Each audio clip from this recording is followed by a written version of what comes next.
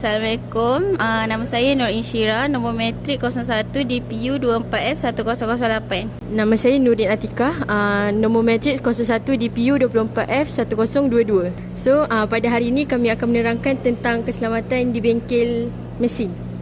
So, benda penting yang perlu kita pakai semasa berada dalam bengkel mesin ialah baju bengkel. Yang kedua, safety shoes. Yang ketiga, kena pakai goggle.